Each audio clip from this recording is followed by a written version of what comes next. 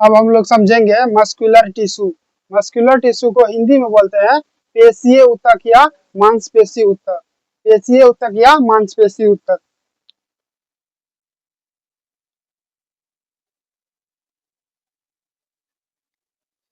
मांसपेशी कोशिका की जो है, मांसपेशी ऊतक की कोशिका लंबी लंबी होती है। मांसपेशी ऊतक की कोशिका लंबी लंबी होती है तथा इन कोशिका में एक प्रकार के तरल पदार्थ होते हैं। तथा इन कोशिका में एक प्रकार के तरल पदार्थ होते हैं जो लंबी लंबी होती है। उसको हम लोग क्या बोलते हैं? उसको बोला जाता है सार्कोप्लाज्मा। सार्कोप्लाज्मा समझिएगा, बोर्ड पे थोड़ा ध्यान से देखिएगा। यहाँ थोड़ा एक मिनट। पेशीय ऊतक की कोशिका क्या होता है? लंबी लंबी होती है। पेशीय ऊतक की कोशिका क्या होता है? लंबी लंबी होती है। पेशीय ऊतक की कोशिका लंबी लंबी होती है। ठीक है। तथा इन कोशिका में एक प्रकार के तरल पदार्थ भरे रहते हैं। इन कोशिका में एक प्रकार के तरल पदार्थ भरे रहते हैं। इस तरल पदार्थ को सार्कोप्लाज्मा बोला जाता है। इन तरल पदार्थ को सार्कोप्लाज्मा कहते हैं। इन तरल पदार्थ को क्या कहते हैं? सार्कोप्लाज्मा कहते हैं। समझ में आया? पेशीय ऊतक की कोशिका लंबी लंबी होती है तथा इन कोशिका में एक प्रकार के तरल पदार्थ होते हैं। यानी कि पेशीय ऊतक की कोशिका में एक तरल पदार्थ होता है जिसको हम लोग सार्कोप्लाज्मा कहते हैं। जिसको हम लोग सार्कोप्लाज्मा कहते हैं। तरल पदार्थ के रूप में मौजूद जो होता है उसको सार्कोप्लाज्मा कहते हैं। पेशीय ऊतक का मुख्य काम, पेशीय ऊतक का मुख्य काम जीवों को, ये पॉइंट याद रखिएगा, ट्रिपल स्टार मारिएगा इसको। पेशीय ऊतक का मुख्य काम होता है जीवों को प्रचलन करने में मदद करता है। अगर हमारे शरीर में मांसपेशी ही नहीं रहेगा, मजा ला आप एक डेग पैदल चल जाइएगा, आप खड़ा नहीं रह पाइएगा सही से। इसलिए पेशीय ऊतक का मुख्य काम क्या है? जीवों को प्रचलन करना, जीवों को प्रचलन करना, जीव जंतु को में प्रचलन करना। ठीक है। एक जगह से दूसरे जगह जाने के लिए मांसपेशी का होना अति आवश्यक है। मांसपेशी का होना अति आवश्यक है। ठीक है। उसके बाद पेशीय ऊतक 3 प्रकार के होते हैं। पेशीय ऊतक 3 प्रकार के होते हैं। पेशीय ऊतक कितने प्रकार के होते हैं दोस्तों? पेशीय ऊतक 3 प्रकार के होते हैं। पेशीय ऊतक 3 प्रकार के होते हैं। पहला पेशीय ऊतक को हम लोग आरेखित या अनैच्छिक पेशी कहते हैं। पहला पेशीय ऊतक को आरेखित या अनैच्छिक पेशीय ऊतक कहते हैं। दूसरा को रेखित पेशी या ऐच्छिक पेशीय ऊतक कहते हैं। दूसरा को रेखित या ऐच्छिक पेशीय ऊतक कहते हैं। तीसरा जो होगा हृदय पेशी। तीसरा क्या होगा? हृदय पेशी। तो हम लोग इन तीनों पेशियों को हम लोग बारीकी से हम लोग जानेंगे। तो आइएगा, बोर्ड पे ध्यान दीजिएगा। आरेखित पेशी या अनैच्छिक पेशी। आरेखित पेशी या अनैच्छिक पेशी किसे कहते हैं? इस पेशी में होने वाला संकुचन तथा प्रचार प्रसार जंतु के इच्छा के अनुसार नहीं होता है। अनैच्छिक पेशी का मतलब होता है, अनैच्छिक पेशी का मतलब होता है कि मनुष्य का इच्छा के अनुसार, मनुष्य के इच्छा के अनुसार नहीं होता है। इस पेशी में होने वाला संकुचन तथा प्रचार और प्रसार जंतु के इच्छा के अनुसार, जंतु के इच्छा के अनुसार नहीं होता है। यही कारण है कि इसे अनैच्छिक पेशी कहा गया है। ठीक है। यहाँ पे ये पॉइंट समझिएगा, ये पॉइंट में समझ में आ जाएगा आरेखित पेशी अनैच्छिक पेशी का काम क्या है। यह पेशी मुख्य रूप से अनैच्छिक पेशी का मुख्य रूप से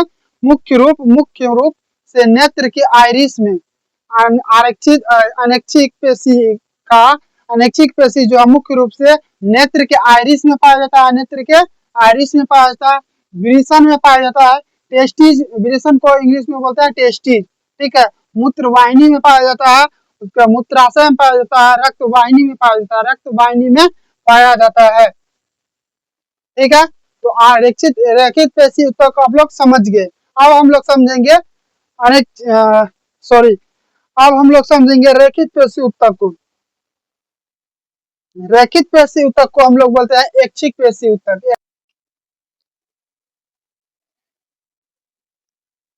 तो अब हम लोग जानेंगे रेखित पेशी ऊतक। रेखित पेशी ऊतक, सॉरी हर्षिकार लगा दिए, दुर्घीकार होगा इसमें। ठीक है। रेखित पेशी ऊतक, रेखित पेशी ऊतक, रेखित पेशी ऊतक समझिएगा। यह पेशी यह पेशी जीव के कंकाल से जुड़ी होती है। रेखित पेशी जो है जीव के कंकाल से जुड़ी होती है। रेखित पेशी जो होता है जीव के कंकाल से जुड़ी होती है। कंकाल मतलब हड्डी, कंकाल मतलब हड्डी, हड्डी से जुड़ी होती है। इनमें इनमें प्रसार एवं संकुचन जीवों के इच्छा के अनुसार होता है, जीवों के इच्छा के अनुसार होता है। ठीक है, जीवों के इच्छा के अनुसार प्रसार और संकुचन होता है। यह पेशी शरीर के बाहों और पैर, गर्दन, जब तक हम लोग ऐसे खड़ा हैं, जब तक हम गर्दन नहीं मोड़ेंगे तब तक गर्दन नहीं मुड़ाएगा। ये हमारा इच्छा है, इच्छा है हम गर्दन इधर मोड़ दिए तो न मुड़ाया, इसलिए इसको बोलते हैं ऐच्छिक पेशी उत्तक, इसलिए इसको बोलते हैं ऐच्छिक पेशी उत्तक। उसके बाद जैसे ये हाथ है, जब तक हम हाथ को ऊपर खड़ा नहीं करेंगे तब तक हाथ खड़ा नहीं होगा। ये सब हाथ खड़ा करना, गर्दन घुमा देना इधर और पैर से चलना, ये सब क्या है, ऐच्छिक पेशी उत्तक का कार्य है, ऐच्छिक पेशी उत्तक का कार्य है। ठीक है, इस पेशी इस पेशी का कुल भार इस पेशी का कुल भार शरीर का कुल भार का 50% होता है। इस पेशी का कुल भार जो है शरीर के भार का 50% होता है। और तीसरा नंबर में हम लोग समझेंगे हृदय पेशी उत्तक। हृदय पेशी उत्तक को इंग्लिश में बोलते हैं कार्डियक मसल्स। हृदय का निर्माण करने वाले पेशी को कार्डियक पेशी कहते हैं। हृदय का निर्माण करने वाले पेशी को कार्डियक पेशी कहते हैं। हृदय पेशी की रचना जो है रेखित पेशी के समान होता है। हृदय पेशी की रचना जो है रेखित पेशी के समान होता है, रेखित पेशी के समान होती है। हृदय पेशी की रचना जो है, रचना मतलब बनावट, रेखित पेशी के समान होता है। यह पेशी स्वभाव में अनैच्छिक होती है। हृदय पेशी जो है स्वभाव में अनैच्छिक होता है, जीवन भर इसका प्रसार एवं संकुचन होते रहता है, जीवन भर इसका प्रसार एवं संकुचन होते रहता है। नर्वस टिश्यू तंत्रिका उत्तक को बोलते हैं। नर्वस टिश्यू तंत्रिका उत्तक को बोलते हैं। तंत्रिका उत्तक जीवों के मस्तिष्क, तंत्रिका उत्तक जो है जीवों के मस्तिष्क, मेरुरज्जु, स्पाइनल कोड वह होता है जो रीढ़ की हड्डी को हम लोग बोलते हैं मेरुरज्जु बोलते हैं, मेरुरज्जु। इसको केसुरुदंड भी बोलते हैं, केसुरुदंड भी बोलते हैं। तथा सभी तंत्रिका यानी कि नर्वस इसी उत्तक के बनते हैं, सभी तंत्रिका इसी उत्तक के बने होते हैं। ठीक है, तंत्रिका उत्तक की कोशिका न्यूरॉन, तंत्रिका उत्तक की कोशिका को न्यूरॉन कहते हैं, तंत्रिका उत्तक की कोशिका को न्यूरॉन कहते हैं। वहीं पे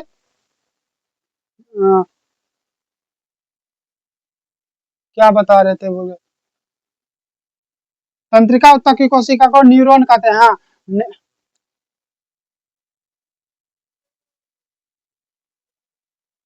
न्यूरॉन, चलिए आगे हम लोग जानेंगे न्यूरॉन और नेफ्रॉन के बारे में। ठीक है, अभी फिलहाल में इतना। तंत्रिका उत्तक की कोशिका को न्यूरॉन कहते हैं। न्यूरॉन कोशिका को तंत्रिका तंत्र की इकाई भी कहते हैं। न्यूरॉन कोशिका को तंत्रिका तंत्र की इकाई भी कहते हैं।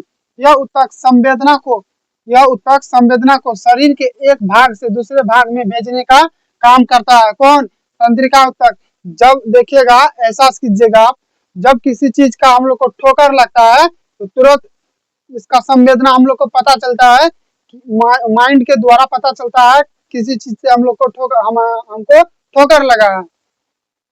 यही काम है तंत्रिका उत्तक का, तंत्रिका उत्तक का यही काम है। ठीक है, एक भाग से दूसरे भाग में भेजने का कार्य करती है।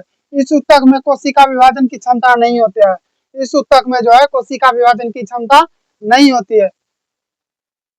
तो आज के लिए इतना ही रहते हैं, फिर मिलते हैं नेक्स्ट डे नेक्स्ट चैप्टर के साथ।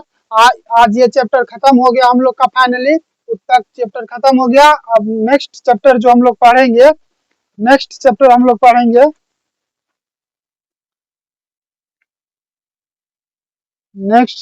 हम लोग पढ़ेंगे माइक्रो ऑर्गेनिज्म। नेक्स्ट चैप्टर हम लोग क्या पढ़ेंगे? माइक्रो ऑर्गेनिज्म, हिंदी में सूक्ष्म जीव के नाम से जानते हैं। ठीक है, तीसरा चैप्टर हम लोग पढ़ेंगे सूक्ष्म जीव के बारे में।